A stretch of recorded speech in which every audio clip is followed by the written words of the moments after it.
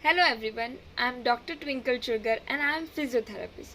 So today we'll talk about the common modern disorders seen among the women, that is PCOD or PCOS. So what is PCOD or PCOS? It stands for Polycystic Ovarian Syndrome or disorder. It is very commonly seen among the women. लेकिन because of the lifestyle and because of the advanced technology, it is very commonly seen among girls between the age of 16 to 25. So इसमें क्या होता है? Women की body में hormonal changes होने की वजह से ये डिसऑर्डर देखने को मिलता है. इस डिसऑर्डर में वुमेन की बॉडी में एक टॉक्सिन प्रोड्यूस होता है. ये टॉक्सिन ब्लड फ्लो के थ्रू पूरे बॉडी में सर्कुलेट होता है. लेकिन जब ये टॉक्सिन ब्लड वेसल में डिपॉजिट होने लगता है तब ये प्रॉब्लम शुरू होती है. जब ये डिपोजिशन वुमेन की रिप्रोडक्टिव सिस्टम में होता है उसकी वजह से बॉडी में बहुत सारी हार्मोनल चेंजेस होते हैं और ओव्यूलेशन स्टॉप हो जाता है. जैसे कि वुमेन की reproductive system consist of uterus, fallopian tubes and ovaries.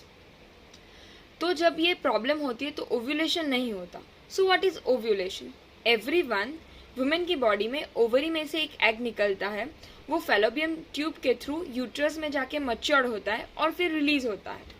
लेकिन जब ये डिसऑर्डर होता है तब ये टॉक्सिन जो होता है वो फैलोपियन ट्यूब में जाके डिपॉजिट होता है. उसकी वजह से जो एग होता है वो ओवरी में से रिलीज ही नहीं होता और वो यूट्रस में जाके मैच्योर नहीं होगा.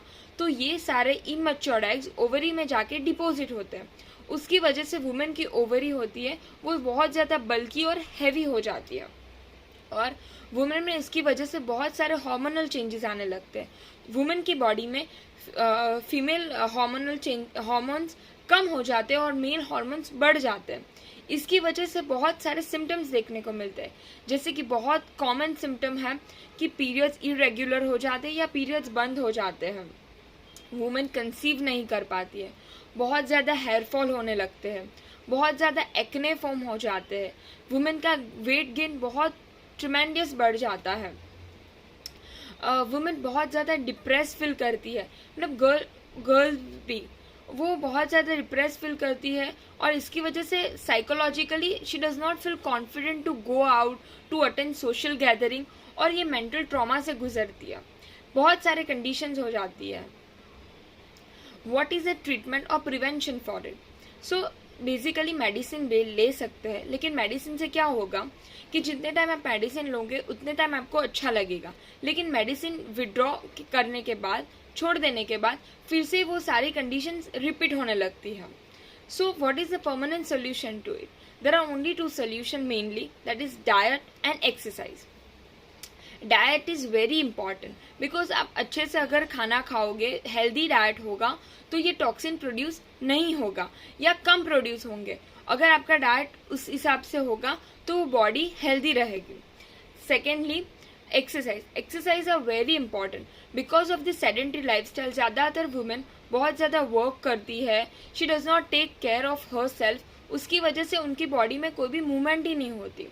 और जैसे कि पेल्विक, बैक, उसकी मूवमेंट नहीं होगी, लेग्स की मूवमेंट नहीं होगी तो उसकी वजह से ये टॉक्सिन वहाँ पे जाके डिपॉजिट होगा. जब वुमेन अच्छा खाना खाएगी, एक्सरसाइज करेगी, मूवमेंट्स होगी तो ये टॉक्सिन इतना ज़्यादा प्रोड्यूस नहीं होगा और वहाँ के पेल्विक मसल है, बैक मसल है, बेली मसल है, ये सारे स्टिमुलेट होंगे. अगर ये स्टिमुलेट होंगे तो ब्लड फ्लो अच्छा रहेगा तो टॉक्सिन प्रोड्यूस नहीं होगा और वो जाके ब्लड वेसल में डिपॉजिट नहीं होगा. तो ये सारी प्रॉब्लम्स कम हो सकती है. So the best solution is the diet and the nutrition. Diet, nutrition and the exercise. So if you want me to share about the diet and exercise, kindly DM me or comment me below. You can also follow me on Instagram on Reviving Physio. Thank you.